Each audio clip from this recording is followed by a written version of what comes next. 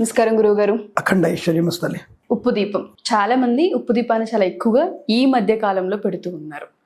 ఉప్పు అనేది మనం నెగిటివ్ ఎనర్జీ పోగొట్టడానికి అని చెప్తూ ఉంటుంటాం. నెగిటివ్ ఎనర్జీని తీసేసే శక్తి ఉప్పుకుందని అంటూ ఉంటాం.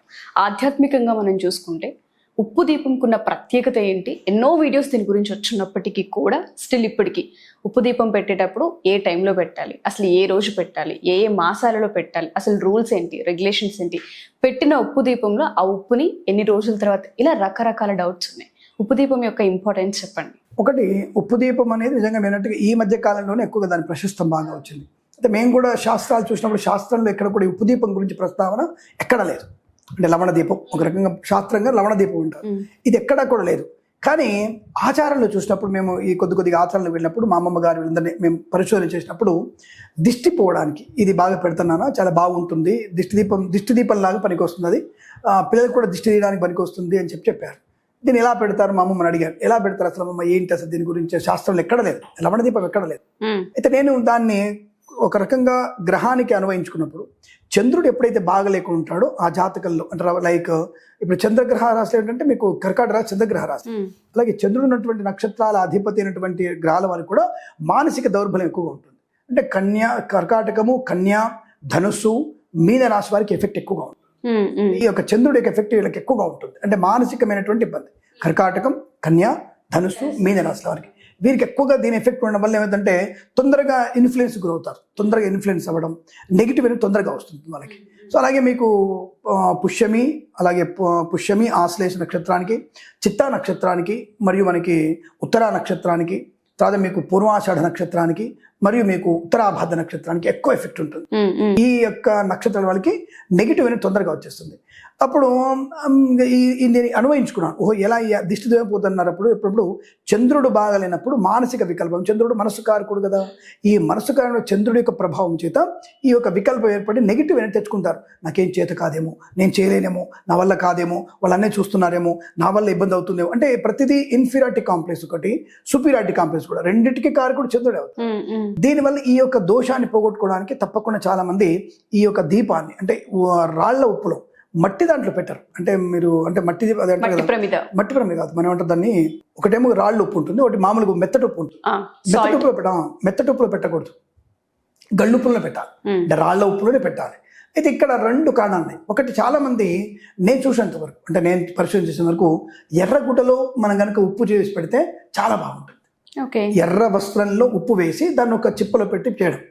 కొంతమంది అంటే ఎర్రగుడ్డ ఎలా పెడతారంటే ఒక ఎర్ర వస్త్రం తీసుకొని దాంట్లో ఉప్పు నింపేసి, మరి ఉప్పు నింపి ఎలా పెడతారు స్వామి, అసలు ఎలా నిలబడుతుంది అంటే దాని నూనె పోయాలా, నెయ్యి పోయాలా, మళ్ళీ ఒక డౌట్. దాంట్లో బాగా గుర్తుపెట్టుకోండి, ఆవు నెయ్యి పోయాలి. ముందు రోజే మనము ఉప్పుని కొద్ది చేసినప్పుడు నెయ్యి కరగబెట్టి ఆ ఉప్పులో పోసేసి ఒత్తిని ముందే పెట్టుకోవాలి. అంటే నువ్వు అఖండ ఒత్తి పెట్టుకుంటావా, పడుకున్న ఒత్తి పెట్టుకుంటావా, నీ ఇష్టం అది. అఖండ ఒత్తి పెడితే నీకు చాలా మంచి, అంటే మధ్యలో ఒత్తి నిలబడినట్టు పెడితే నీకు కొంచెం ఉంటుంది. ఆ ఒత్తిని పెట్టి ఉప్పులో కరిగినటువంటి ఆవు నెయ్యి పోయాలి. ఒకరోజు రాత్రి ముందుగానే పోస్తే మర్నాడు కనుక దాన్ని వెలిగించినట్టయితే ఆ దీపం వెలుగుతూనే ఉంటుంది, నెయ్యి కరుగుతుంటుంది, దీపం వెలుగుతూ ఉంటుంది. ఇది చాలా మంచి పని చేస్తుంది. రెండోది, ఇందాక మీరు మాటల్లో ఉన్నారు, నెగిటివ్ ఎనర్జీ తీసేస్తుంది. ఉప్పుకున్నటువంటి తత్వం అనేది ఆ నిజమైన ఒక వాతావరణాన్ని కూడా అక్కడ చల్లదనం చేస్తుంది, యాంటీ నెగిటివ్ ఎనర్జీని పక్క తగ్గిస్తుంది. అంటే క్రిమికీటకాలని కూడా ఆ వెలుగులో వచ్చేటువంటి ఉప్పుతో వచ్చిన వెలుగుల వల్ల తొందరగా మీకు అక్కడ ఇంటికి ఒక పాజిటివ్ ఎనర్జీ ఖచ్చితంగా ఉంటుంది. అది కనబడుతుందా అంటే సైంటిఫిక్ దాన్ని కూడా ప్రూవ్ చేసే రోజు వస్తుందేమో తెలియదు. మేము కూడా దాన్ని ప్రూవ్ చేస్తాం. మేము కూడా అటువంటి యంత్రాలు కనుక్కొని ఈ కాస్మిక్ ఎనర్జీ నుంచి బయటపడి పాజిటివ్ ఎనర్జీ నుంచి చెప్పగలిగే అవకాశం కూడా ఉంటుంది. అలా మనకి ఈ యొక్క చంద్రుడి యొక్క ప్రభావం చేత ఉప్పు వల్ల వచ్చేటువంటి ఆ ఇంటికి ఉన్న నెగిటివ్ ఎనర్జీని, దృష్టి దోషాలు తొలగించేస్తుంది. దానికంటే ఎక్కువగా మానసికమైన వికల్పం నుంచి బయటపడేస్తుంది. ఈ మధ్య కాలంలో నేను అటిజం మీద ఎక్కువగా దాన్ని కొద్దిగా ఫోకస్ చేశాను.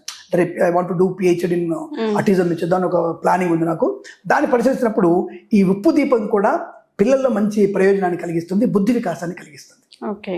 సో కాబట్టి ఎవరైనా సరే ఇంట్లో తప్పకుండా పిల్లలు చదువుకునే దగ్గర ఆ రూమ్లో, అంటే ఎవరైనా సరే గుర్తుపెట్టుకోండి ప్రేక్షకులు, ఆ రూమ్లో చిన్న మట్టి ప్రమిదలో నెయ్యి వేసేసి ఒక ఉప్పు వేసి దాన్ని ఉప్పు నింపి దాంట్లో ఒత్తి పెట్టి పిల్లలు చదువుకునే ముందు గంట ముందు అందులో వెలిగించి పెట్టండి. తర్వాత చదువుకుంటప్పుడు తీసేయండి. చదువుకుంటప్పుడు పొగ రాకుండా ఉంటే కూడా మంచిదే, పొగ రాకుండా ఉంటే అక్కడ పెట్టుకొని చదువుకున్నా మంచిదే. అది కూడా మీకు చాలా మంచి శ్రద్ధ ఏర్పడుతుంది.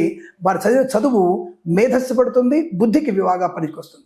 కాబట్టి తప్పకుండా చేయవచ్చు. ఆ ఉప్పు ఎన్ని రోజులకు తీయాలి? ఒకటి గుర్తుపెట్టుకోండి, దీపం అనేది రెగ్యులర్గా వాడిన దీపమే. ఆ ఉప్పుని మళ్ళీ వాడాల్సిన అవసరం లేదు. ఆ ఉప్పుని తప్పకుండా మీరు ఆ దీపం అయిపోయి కొండెక్కిన తర్వాత దీపం పడేయచ్చు. మళ్ళీ యూజ్ చేయడానికి అవకాశం ఉండదు. నిజంగానే అటువంటి అవకాశం కష్టం కాబట్టి మీరు పెద్ద చిప్పలు పెట్టినా చిన్నలు పెట్టినా తీసేయచ్చు. ఇందాక మేము ఎర్రగుడ్డలో ఒక దీపం అనుకున్నాం. కొంతమంది మా అమ్మమ్మ చెప్పింది రావి చిప్పలు అంటే రాయి చిప్ప అంటే రాచిప్ప అనేది ఒక కాలంలో చింతకాయ దంచుకోవడానికి రోటి పచ్చడి అంటే ఆ రోటి అనేది పాతకాలంలో ఈ రాతి చిప్పలు చాలా ఉండేవి. రాతి చిప్పలు అవి నల్లగా ఉన్నటువంటి రాతి చిప్పలు దొరుకుతాయి మనకి, బ్లాక్ కలర్ ఉన్నవి. అంటే ఒక మనం నూరుకోవడానికి, యాలకులు దంచుకోవడానికి, పచ్చిమిరపకాయలు దంచుకోవడానికి, అంటే టెంపరీగా దంచుకోవడానికి చిప్పలు దొరుకుతాయి. రాతి అంత వరంగా ఉండవు, తేలిగ్గా ఉంటాయి. మామూలుగా దంచాలి, గట్టిగా దంచొద్దు వాటిని. అటువంటి వాటిల్లో కనుక మీరు అంటే డైరెక్ట్గా ఈ యొక్క రాళ్ళ ఉప్పు వేసి అందులో దీపం పెట్టినా మీకు చాలా మంచి ప్రయోజనం ఉంటుంది. అంటే శరీర సంబంధించిన అనారోగ్యాలు తొలగిస్తుంది, దాంతోపాటు మీకు శని ప్రభావం తగ్గిస్తుంది. ఈ చిప్పలో పెట్టినటువంటి దీపం వల్ల మీకు శని ప్రభావం తగ్గించి దృష్టిని బాగా అంటే మనకి కళ్ళు బాగా కనిపించేట్టు చేస్తుంది, రోగనాశనాన్ని కలిగిస్తుంది, జాతకంలో ఉండేటువంటి శని ప్రభావం తగ్గించే అవకాశం ఉంటుంది. ఇది కూడా నేను కొంత పరిశోధన చేశాను. కాబట్టి ఈ రెండు చేయగలిగితే మంచిదే, ప్రయత్నం చేద్దాం. దీంట్లో మీకేమి కోట్ల నష్టం కానీ లక్షల నష్టం కానీ జరగదు కదా. ఇది మూఢనమ్మకం కాదు. దీపం పెడుతున్నావుగా, దీపం ఎలాగే పెడతావు కదా, ఆ దీపం ఇందులో పెట్టండి, తప్పకుండా ఉంటుంది. దేవుడి గదిలో పెట్టవచ్చా, బ్రహ్మాండంగా పెట్టండి. పోనీ తులసి కొట్టని పెట్టవచ్చా, బ్రహ్మాండం వచ్చు. స్వామి ఇప్పుడు కార్తీక మాసం వచ్చింది, ఇప్పుడు ఏకాదశి పెట్టవచ్చా, బ్రహ్మాండం పెట్టండి. స్వామి ఉప్పు దీపం దానం ఇవ్వచ్చా అని అడిగితే ఉప్పు దానం తీసుకునేటువంటి బ్రాహ్మణుడు కనుక దొరికితే దానం ఇవ్వండి. కానీ ఉప్పు దానం తీసుకునే వారు, ఉప్పు అనేది మరణానికి సంకేతం కాబట్టి ఉప్పును ఎవరు దానం తీసుకోరు. ఉప్పు, బురద గుమ్మడికాయ, పండు గుమ్మడికాయ, పత్తి, తర్వాత గింజల పత్తి, తర్వాత వచ్చేసి నల్ల నువ్వులు, దున్నపోతులు, ఇవన్నీ ఎవరు దానం తీసుకోరు. ఎందుకంటే అవి మరణము ఉన్నప్పుడే అవి తీసుకుంటారు. అంటే మరణాన్ని కలిగిస్తాయనేటువంటి భావంతో, మరణాన్ని తొలగిస్తాయని, అంటే ఆకస్మిక మరణాన్ని, రోగాన్ని తగ్గిస్తాయి కాబట్టి ఈ ఉప్పు ఇవన్నీ కూడా దానం తీసుకోరు. ఈ ఉప్పు దీపాన్ని దానం చేసుకునేటువంటి బ్రాహ్మణుడు, తీసుకునే బ్రాహ్మణుడు ఉంటే దానికి తగినటువంటి మూల్యం మీరు ఇవ్వగలిగితే, తీసుకునేవాడు ఉంటే తప్పకుండా దానం కూడా ఇస్తే ఇంకా విశేషం. ఉప్పు దీపదానం కూడా ఇవ్వచ్చు. మనం అకాల మరణం నుంచి తప్పించే అవకాశం ఉంటుంది. ఇప్పుడు గుర్తుపెట్టుకుంటే మన జరిగిన 2 సంఘటనలు, ఒకటి అగ్నిలో కొంతమంది చనిపోయారు, నిన్న పృథివీలో చనిపోయారు. అంటే మట్టి వల్ల, అంటే రాళ్ళు కూడా మట్టి లాంటిది కదా, మట్టిలో. అంటే మీకు గుర్తుపెట్టుకోండి, అంతకుముందు కొద్ది రోజుల ముందే మనకి వర్షాకాలంలో నీళ్ళలో మునిగి దాదాపుగా మనకి 27 మంది చాలా గల్లంత అయిపోయారు. నీటి వల్ల గండం వచ్చింది, అగ్ని వల్ల గండం వచ్చింది, పృథివీ వల్ల గండం వచ్చింది. ఇక మిగిలిన 2, ఒకటి విషవాయువులు.